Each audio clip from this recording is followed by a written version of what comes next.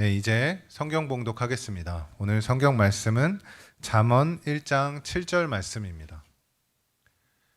구약 성경 잠언 1장 7절 말씀을 제가 읽겠습니다.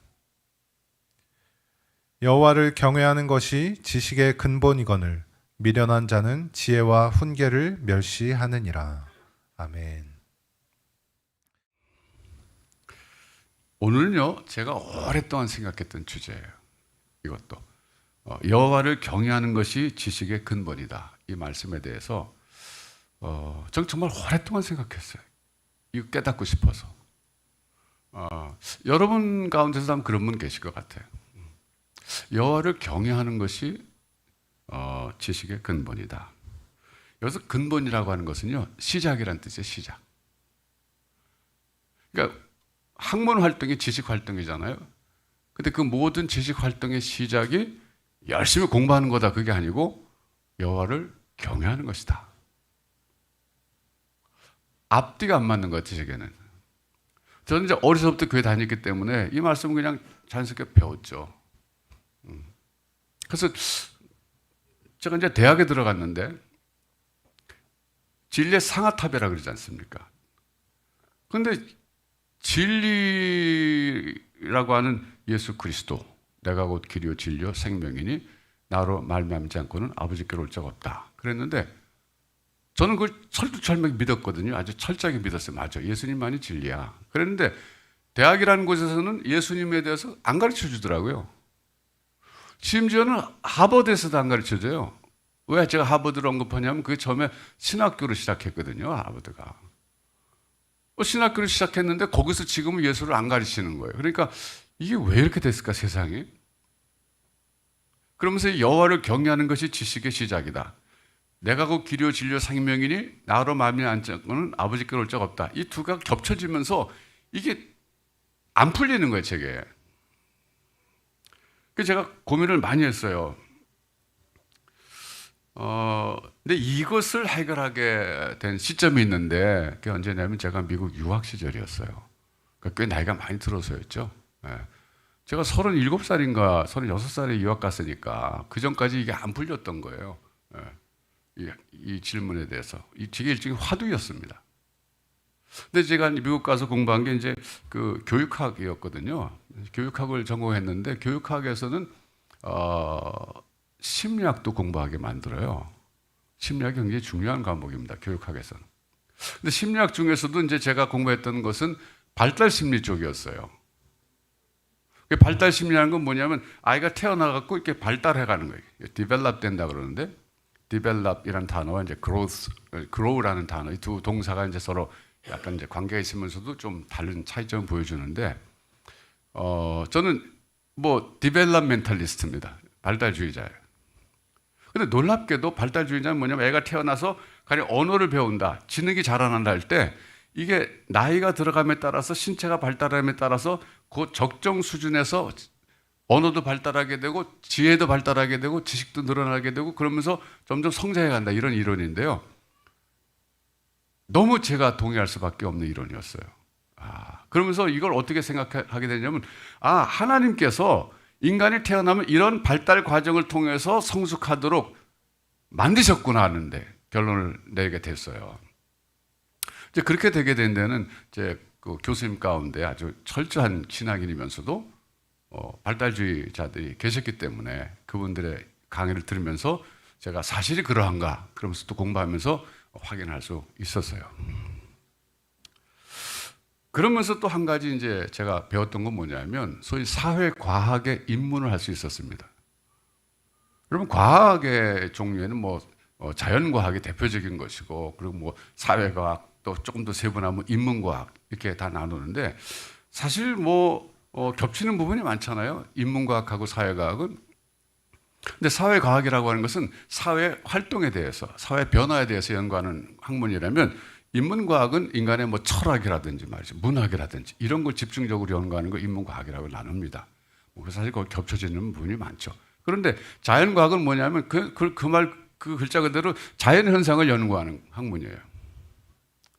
근데 제가 이제 공부하다 보니까 정말 많은 학자들이 연구를 많이 했더군요. 그래서 제가 눈을 많이 떴어요. 세상 사회를 이해하는 거, 또 인간을 이해하는 거 눈을 많이 떴어요. 그동안 저는 신학이라는 영역 속에서만 인간을 이해했었거든요. 예. 여러분 이제 제가 여러분에게 숙제를 드린다면 인간이란 무엇인가에 대해서 한번 종합적으로 생각해 보시고 공부하실 필요가 있어요.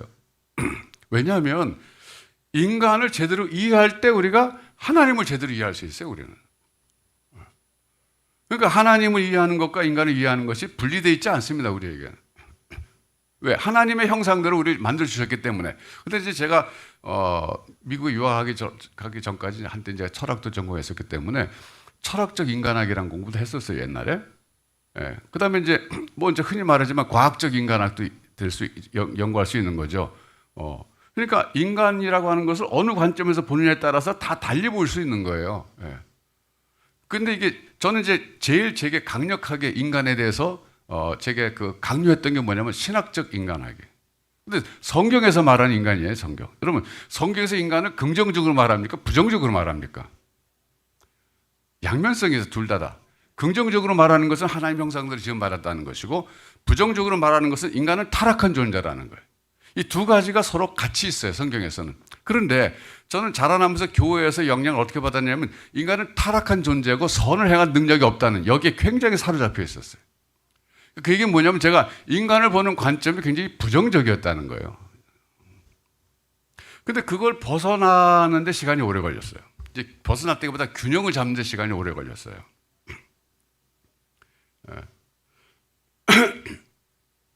근데 이제 그 사회과학, 뭐 사회학이라든지 뭐 이제 그 뭐 여러 가지 그런 그쪽에 이론들을 보니까 뭐 아시다시피 거기는 뭐 법칙이 없잖아요. 예, 거기 이론이라고 그러죠, 이론. 예. 근데 자연과학 쪽에는 뭐 법칙이 있다 그러는데 사실 그 법칙도 또 법칙이라고 믿었는데 틀린 경우도 좀 많잖아요. 뭐 만류 인력의 법칙이라든지 이런 거 나중에 보면 또 그건 아니다. 어떤 데서 그렇게 안 통한다. 뭐 그런 얘기도 하고 상대성 이론도 그렇고 말이죠. 근데 결국 그 모든 학문 활동, 즉 자연과학이 됐든 인문과학이 됐든 사회과학이 됐든 이것의 궁극적인 목표는 뭐냐면요, 보다 깊은 인간과 사회 이해예요. 그러니까 인간을 좀 더 이해하고 싶고 사회를 좀 더 이해하고 싶은 거예요. 근데 그게 파이널 골이 아닙니다. 파이널 골은 뭐냐면 그렇게 함으로써 인간의 삶의 질을 높이겠다고 하는 것이 학문의 연구 목적이에요. 저는 그렇게 이해했어요. 그러면서 이걸 어디로 연결시켰냐면 하나님의 일반 은총에다가 연결시켰어요. 은총에는 두 가지가 있어요. 특별 은총이 있고 일반 은총이 있어요. 일반 은총은 쉽게 말하면 하나님은 공평하시고 사랑이 많으신 분이라서 비를 내려주시는데 곡식이 자라도록 하기 위해서 악인의 밭에도 빛을 주시고 선한 사람의 밭에도 비를 주신다는 거예요. 이게 일반 은총이에요. 그러니까 일반 은총의 궁극적 마지막 목표는 뭐냐면 인간의 보다 나은 생존에 달려있어요. 생존. 생존을 향상시키기 위해서 하나님 주신 은총을 일반 은총이라 그래요. 그러니까 의학의 발달이라든지 대표적으로 말이죠. 이런 모든 것들은 일반 은총의 영역에 속하는 거예요. 그러니까 기독교인들 가운데 어느 극단적인 좀 편협한 치우친 사람들이 병 걸리는데 약을 안 쓰겠다. 이건 비성경적이에요. 하나님이 의학을 발달하게 하셔서 우리를 건강하게 하셔서 오래 살게 하시는 것은 하나님의 일반 은총이거든요. 즉 생존과 관련된 겁니다. 거기에 비해서 특별 은총은 뭐냐면 이건 영생과 구원과 관계된 은총이에요. 이거는 특별 은총을 받는 사람이 있고 못 받는 사람이 있어요. 좀 더 성경적으로 말하면 선택받은 사람은, 하나님의 선택받은 사람은 특별 은총을 누리는 것이고 선택받지 못한 사람은 못 누리는 것인데, 이걸 인간적으로 말하면 예수 믿는 사람은 누리는 것이고 안 믿는 사람은 못 누리는 거예요. 그래서 인간의 모든 학문 활동이 결국은 하나님의 형상대로 지은 인간들에게 하나님이 생육하고 번성하고 땅에 충만하라 그러셨는데 이건 축복의 말씀이거든요. 그러니까 그 축복의 말씀은 지금도 유효한 거예요, 여러분. 인간이 타락했다 그래서 없어진 명령이 아니라 지금도 하나님은 인간이 생육하고 번성하기를 원하시는 겁니다. 그래서 인간의 생육하고 번성하는 데 모든 도움을 주는 학문적 활동 자체가 하나님이 가치 있다고 보시는 거예요. 그래서 저는 그런 점에서 볼 때 우리 기독교인들이 학문 활동을 할 때 그런 자부심을 갖고 이건 하나님 내게 주신 사명이다 하는 확신 갖고 학문 활동을 해줬으면 좋겠다는 거예요. 이건 내가 돈 벌기 위한 것이고 하나님과 무관한 것이야. 이렇게 생각하지 말라는 거죠. 그게 나의 소명이라는 거예요, 부르심. 그 영역으로 전 적어도 우리 교회 교인들만큼 이런 그 균형 잡힌 신앙인이 됐으면 참 좋겠어요. 저는 신천지가 가끔 제게 요즘도 그 뭐 이메일을 보내와요. 정말 이상한 사람들이에요. 제가 한동안 답을 안 하다가 너무 똑같은 사람이 잠깐만 제가 답을 썼어요. 당신은 어떻게 구원에 대해서 이해하는 게 지금까지 전 세계 사람들 구원 못 받았다가 신천지가 등장한 다음부터 구원받는다고 생각하느냐? 그럼 하나님 너무한 하나님 아니냐? 쫀쫀한 하나님 아니냐? 지금까지 수십억이 살다 죽었는데 그래 다 구원 못 받았고 지금 한국에 이 시대에 태어나가지고 지금 거기 신천지에 속한 사람만 구원받는다 그러면 당신 그런 하나님 믿겠냐? 난 안 믿는다 그랬어요. 그렇지 않아요 여러분? 그들이 생각하는 구원이라는 것은요 이 세상 삶에 대한 전면적인 부정이 전제되어 있어요. 이 세상의 삶은 가치가 없는 것이고 그냥 죽어서 천국 가는 것만이 이것이 가치 있다고 생각하는데 no way 그렇지 않아요. 이 세상의 삶 자체가 하나님이 가치 있다고 하시는 거예요. 생육하고 번성하라고 하신 것은 지금도 유효하다니까요. 네.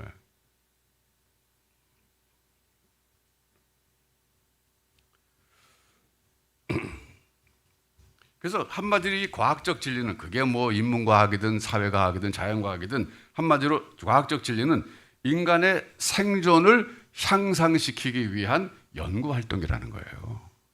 그게 하나님 우리에게 주신 지혜를 통해서 하나님 뜻을 이루라고 우리에게 주신 은총이라는 겁니다. 그러면 요한복음 14장 6절에서 내가 곧 길이요 진리요 생명이니 나로 말미암지 않고는 아버지께로 올 자가 없다 그랬었는데 그때 그 진리는 뭐냐 이거예요. 그 진리는요. 제가 이게 이제 유학 가서 공부하면서 다 정리가 된 건데 그거는 영적 진리, 그죠? 구분하자면 영적 진리라는 거예요. 또 다른 말로 말하면 종교적 진리라는 말도 붙일 수 있어요. 왜? 모든 종교에서 나름대로 우리식으로 말하면 구원 얻는 방법, 영생에 이르는 길에 대해서 주장하고 있거든요. 그러니까 모든 종교에서 말하는 진리는 과학적 진리가 아닙니다. 그거는. 즉 영생을 얻기 위한 수단으로서의 진리이기 때문에 그걸 종교적 진리 혹은 영적 진리라고 이름 붙일 수 있어요. 그러니까 대학의 진리의 상아탑이라 그럴 때 거기서 말하는 진리는 과학적 진리예요. 그 자연과학적, 인문과학적, 사회과학적 진리를 말하는 것이지 영적 진리를 말하는 건 아니라는 거예요. 이걸 구분하는데도 전 굉장히 오래 걸렸어요. 왜 이렇게 오래 걸렸냐면요. 제가 누가 가르쳐주는 걸 못 들어서 그랬어요. 그러니까 어떻게 보면 이런 고민을 진지하게 한 사람들이 많지 않은 것 같아요. 네.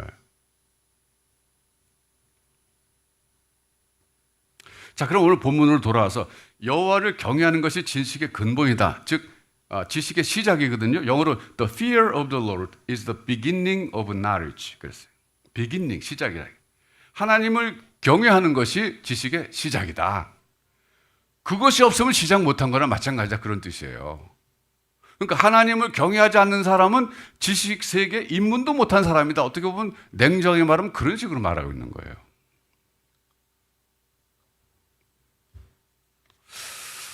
그러면 여기서 말하는 지식은 어떤 지식이냐? 저는 여기서 말하는 지식은요, 영생을 얻는 영적 진리가 아니라 소위 과학적 진리라고 저는 생각해요. 1차적으로.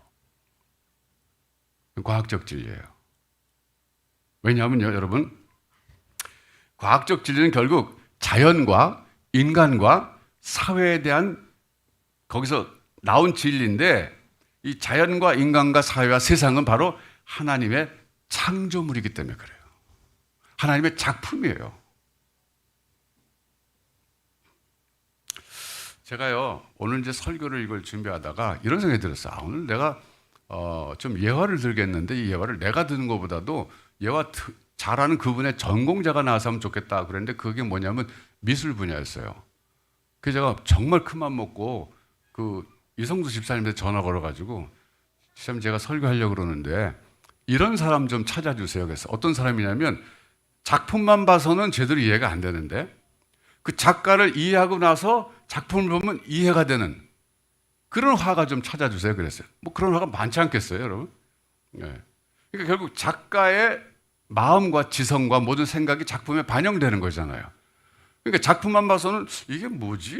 이게 잘 모르는데 그 작가를 알고 나면 좀 더 이해가 되는 그런 화가를 찾아달라고 그랬더니 그래서 제가 공동 설교하자 그랬죠.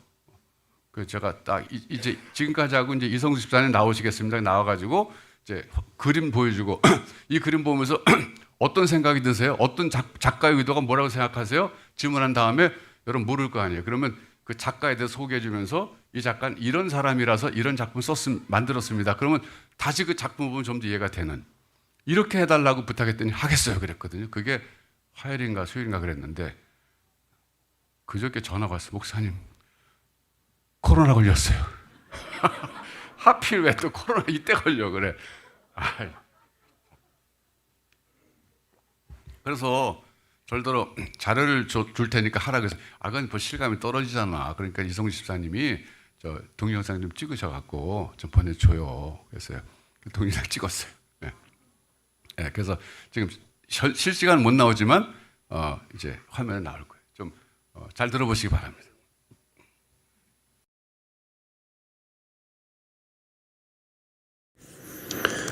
작품을 통해 창작자를 이해할 수 있듯이 반대로 창작자를 알면 그 작품에 대한 더욱더 깊은 이해를 가질 수 있게 됩니다.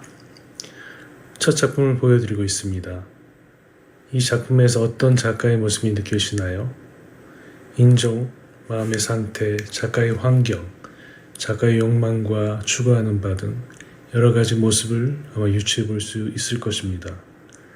작품의 의미를 보다 더 잘 이해하려면 작가의 배경에 대해 알 필요가 있다는 것입니다. 이 작가는 장 미셸 바스키아라는 흑인 작가입니다. 뉴욕 할렘 출신의 그래피티 작가인데요.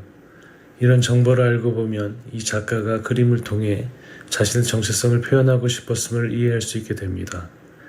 인종차별과 가난으로부터 벗어나 자유롭고 성공하고 싶어 했던 그의 강렬한 욕구를 읽을 수 있을 것입니다. 이 작품을 보셨을 때에는 어떤 느낌이 드시나요? 이 작가가 어떤 마음과 어떤 배경을 가지고 있는지, 물론 배경을 알지 못해도 느껴지는 여러 가지 것들이 있죠. 어떤 고통과 부서짐과 의지와 눈물과 이런 여러 가지 것들이 느껴질 겁니다. 그러나 작가에 대해 더 알고 작품을 보시면 더 필연적인 작가의 이유들을 알 수 있겠죠. 이 작가는 프리다 칼로라는 멕시코의 여성 작가입니다. 그녀는 의사를 지망하다가 교통사고로 허리뼈가 부러져 그 꿈을 좌절했습니다. 이후로 그녀는 화가로 전향하여 자신의 의학적 고통을 주로 자신의 작품의 소재로 삼아 작업을 하였습니다. 따라서 그녀의 작품의 상당수는 자화상이었고 그녀는 인생의 상당 시간을 병상에서 보냈으며 그 과정까지도 자신의 작품의 일부로 만들었습니다. 이렇게 작가는 자신의 아픔까지도 작품에 담아 보여주고 작품은 창작자의 고통을 닮아있기도 합니다.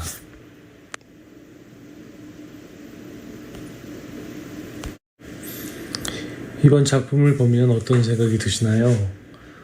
어떻게 보면 매우 성의 없이 만들어진 엉성한 조각 같기도 하고 어떻게 보면 대단히 궁핍한 어떤 현실을 담은 것 같은 의도적인 측면도 보이는 것 같고 이 조각들은 어떠한 이유로 만들어졌을까요? 아마도 작가를 알고 나면 훨씬 더 이해하기가 쉬우실 것입니다.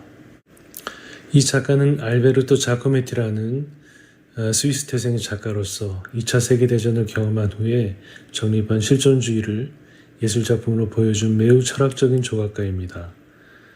작가의 조각은 까미의 소설 이방인의 하이라이트 장면, 즉 뜨거운 태양 아래에 선 인간의 희미한 실체로 해석되곤 합니다.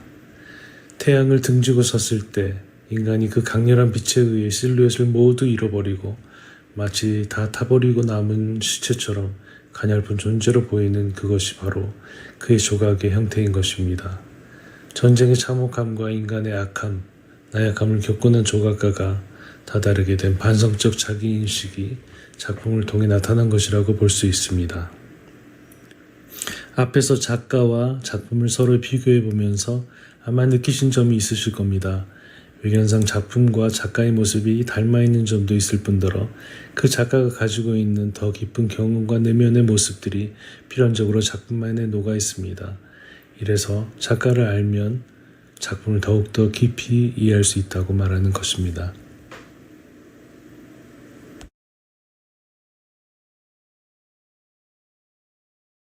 우리 이성수 집사님 지금 우리 유튜브로 예배드리고 계실 텐데 참 감사합니다. 좋은 프레젠테이션 감사합니다. 어떠세요, 여러분? 예, 처음 작품 봤을 때는 이게 뭐가 뭔지 모르다가 작가에 대해서 이해하고 나니까 이게 확 들어오잖아요, 그렇죠? 예, 그러니까 여기서 여호와를 경외하는 것이 지식의 시작이라는 말이 바로 이 뜻이라고 저는 생각해요. 왜냐하면 인간과 세상과 자연은 모두 사회는 하나님의 작품이거든요. 근데 작가를 알고 나면 이게 시작이 되는 거예요. 이해의 시작이 되는 거죠. 예. 이번에 이 예화 괜찮지 않았어요? 예. 괜찮았죠? 예. 예. 이 작품은 어떤 것 같아요? 작품. 예. 이 작품. 예. 이것만 보면은 어떨지 모르는데 우리 이진남 집사님 작품이거든요. 예. 굉장히 핑크, 뭐 빨간색 이런 거 좋아하는 거 보니까 화나잖아요, 그렇죠? 예. 예. 작가를 알면 이 작품이 더 이해가 되는 그런 케이스 중에 하나로 볼 수 있어요. 여러분 여기서 학문하시는 분들이 우리 교회에 계시잖아요. 그분들 한번 잘 생각해 보시기 바라요. 예. 자기 전공 분야에서 법칙을 찾고 진리를 찾고 이론을 만드는 것은 결국 하나님께서 만드신 인간과 세상과 사회에 대한 깊은 이해를 추구하는 행위입니다. 제가 미국에 유학 가면서 기도 제목을 이제 정리해서 갔는데 그 중에 하나는 뭐냐면 인간을 좀 더 깊이 있게 이해해 주세요. 세상을 좀 더 깊이 있게 이해해 주세요. 이거는 제가 결과적으로 하나님을 좀 더 알고 싶습니다. 그 이야기의 또 다른 반영이라고 볼 수 있어요. 자, 여기 학문을 안 하지만 인생을 살아가는 모든 성도님들에게 제가 오늘 어떻게 보면 도전적인 질문 좀 하고 싶어요. 저는 이렇게 생각해요.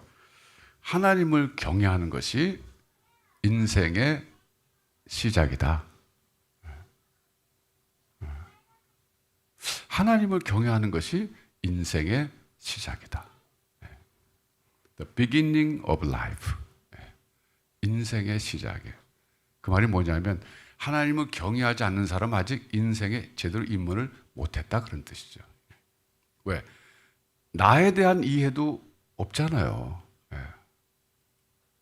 아까 그 알베르토라고 그 세 번째 나온 그 조각하신 그분 스위스의 뭐 철학적 조각가라고 그랬는데 그분은 그 까미의 소설 그 이방인에 나오는 그 주인공 이름이 메르소우잖아요. 메르소우가 그냥 해변가에서 햇빛이 눈에 부시다는 그 이유로 그냥 총을 쏴서 사람 죽였거든요.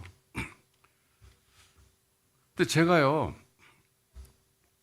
20대 때 그런 그 정신적 방황을 할 때 그때 메르소의 작품을 읽고 저는 굉장히 메르소의 그 입장을 굉장히 이해를 했어요. 저는 충분히 그럴 수 있겠다.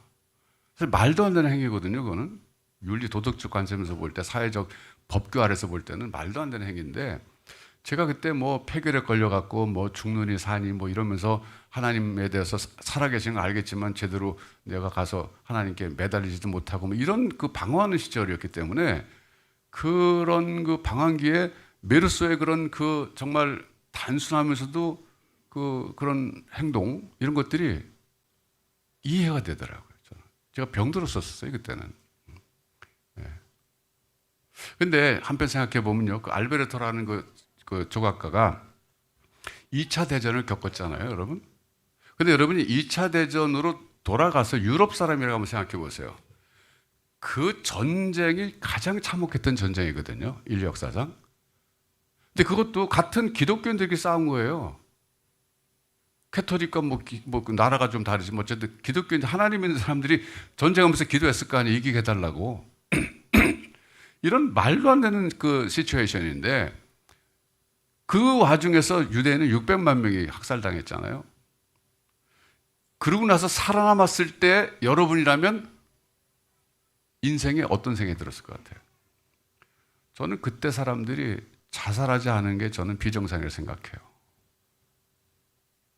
좀 하나님에 대해서 진지하게 질문하고 막 하나님 대해서 욥의 아내처럼 원망을 퍼붓고 그러지 않은 게 저는 비정상이라 생각해요. 충분히 그래야 게 정상적인 행동이라 생각하거든요. 하나님 어떻게 세상 이렇게 다스릴 수가 있습니까? 이건 말도 안 되는 상황 아닙니까? 하나님 살아계시다면 이럴 수 있습니까? 그게 정상적인 반응이죠. 그러니까 저런 작가가 저는 오히려 진지했다고 생각해요. 본인이 생각한 인간은 욕심, 탐욕, 전쟁의 원인이 그거였잖아요. 예. 그런 것들로 물든 인간들이 만드는 이 처참한 제2차 세계대전을 겪고 났을 때 인간이 저렇게 그냥 다 타버린 존재로 보이는 것, 정상적인 관점이죠. 그런데 이제 제가 어떻게 이 허물을 극복했냐 하면요. 그러니까 저는요, 하나님이 세상을 다스리는 것에 대해서 지금도 좀 100% 이해를 못해요. 어떻게 다 이해해? 코로나 이게 왜 생겨가 그렇게 우리 힘들게 해요? 그런데 제가 20대 방황했을 땐 하나님에 대해서 원망했는데 지금 그 달라진 그 동기가 뭐냐면요. 정말 단순해요. One thing I know. 나 하나님 하시는 줄 다 모르겠고 이해도 안 되는 것 수두룩하게 많지만 한 가지 내가 분명히 아는 것은 하나님이 우리를 사랑하셔서 그 아들을 보내서 대신 죽게 하셨다는 거예요. 전 그거를 제가 붙잡지 못했으면 오늘 이 자리에 안 서 있을 거예요. 전 여전히 지금도 이해 못하는 거 많아요. 뭐 뉴스 보니까 뭐 태권도장 다는 아이가 홍천에 어느 수영장 갔다가 구명조끼 입었는데도 거기서 죽었다 그러더라고요. 우리 다혜린 아이인데 우리 다혜리도 태권도장 다니거든요. 그러니까 아니 어떻게 태권도장 사범은 뭘 했고 안전요원은 뭘 했길래 한 가정의 비극이지만 그런 것까지도 참 마음 아픈 거 아니에요? 뭐. 그러면 우크라이나에서 얼마나 많은 사람들이 지금 민간들이 희생당하고 있어요. 우리도 고통당하고 있고. 근데 이런 모든 것들이 결국 하나님 차라리 전지전능하지 않았으면 좋겠어. 어떨 때는. 하나님이 세상을 다스리는 게 아니라 그냥 어떻게 하나님도 다스리지만 악의 세력도 다스려갖고 이원론이 되면은 그래 하나님 잘해보려고 그러는데 힘이 좀 약해갖고 딸려서 어떨 때는 안 될 수도 있을 거야. 이러면 잘 이해가 될 텐데 그게 아니라고. 성경 분명히 전지전능하다 그러시거든요. 그러면 좀 세상을 잘 다스려야지. 네. 또 여러분 개인의 인생은 어떻습니까? 여러분 삶 속에서 하나님이 하신 그 역사 가운데서 여러분 삶의 그 흔적 가운데서 좀 이해할 수 없는 일들이 한두 개 아니잖아요. 왜 이렇게 하셨을까? 왜 내게 이런 아픔을 주시고 왜 그 순간 나를 왜 그렇게 하셨을까? 이게 많잖아요. 그래서 교회 나온 사람 가운데 보면은 가면 쓰고 나온 사람들 많다 그러잖아요. 웃는 얼굴 가면 속은 막 다 울고 있는데. 그래서 필립 옌시라는 사람이 쓴 책이 그거잖아요. Disappointment with God. 하나님에 대해서 실망했다 그거잖아요. 교회는 그런 사람들이 수두룩하다는 거예요. 말은 못하지만. 근데 그런 사람들이 저를 포함해서 그런 상태에서 어떻게 다시 하나님 붙잡을 수 있느냐. 저의 경우는요. 다른 건 난 모르겠다. 이게 다른 거. 하나님 하시는 거 정말 이해 안 되는 거 많지만 한 가지 분명히 아는 것은 그 하나님이 우리를 구원하시기 위해서 세상을 새롭게 하시고 구원하시기 위해서 그 아들을 보내셔서 대신 죽게 하셨다는 거. 그것 때문에 제가 영적인 숨을 다시 쉬는 거예요. 지금도 이해 안 되는 거 많지만 그래도 하나님은 계속 붙잡는 거예요. 전 여러분에게도 그걸 한번 음미해 보시라고 권해드립니다. 여러분 지금 삶에 일어나는 여러 가지 문제들 속에서 하나님 정말 이거 왜 이러세요? 대놓고 그러지 못하지만 그런 분들 계실 거예요. 근데 이해가 다 돼서 믿는 거 아닙니다, 여러분. 우리가 어떻게 하나님을 다 이해할 수 있어요? 이해 못해요. 욥의 경우 보세요. 욥은 끝까지 자기가 고난받는 이유를 모르고 살다 죽었어요. 안 가르쳐 주신다고요. 그러나 우리가 분명히 아는 것은 욥은 몰랐지만 우리가 아는 건 뭐예요? 그 아들이 하나님의 아들이 즉 하나님 자신이 인간의 몸을 입고 이 땅에 오셔서 나를 구원하시기 위해서 대신 죽어주셨다는 거예요. 이것보다 더 믿을 만한 게 어디 있어요? 딴 게 모두 다 그냥 안 보일 정도로 이건 엄청난 하나님의 사랑이거든요. 그 사랑에 여러분 다시 한번 녹아지시길 바랍니다. 1년에 몇 번은 여기 한 번씩 녹아져야 돼요.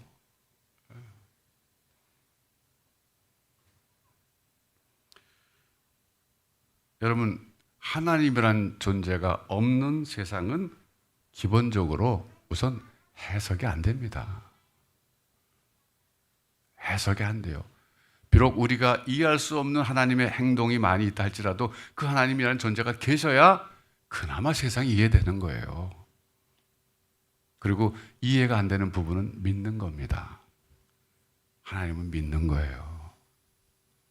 여러분, 끝까지 하나님을 놓지 마시기 바라요.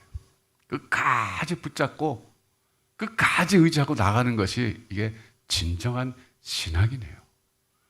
그런 사람에게 하나님 때가 되시면 어떤 경우는 가르쳐도 주시는 거고 어떤 때는 위로도 해주시는 거고 다시 일어날 수 있도록 붙잡아 주시는 것이고 이러면서 하나님이 인도하시는 겁니다.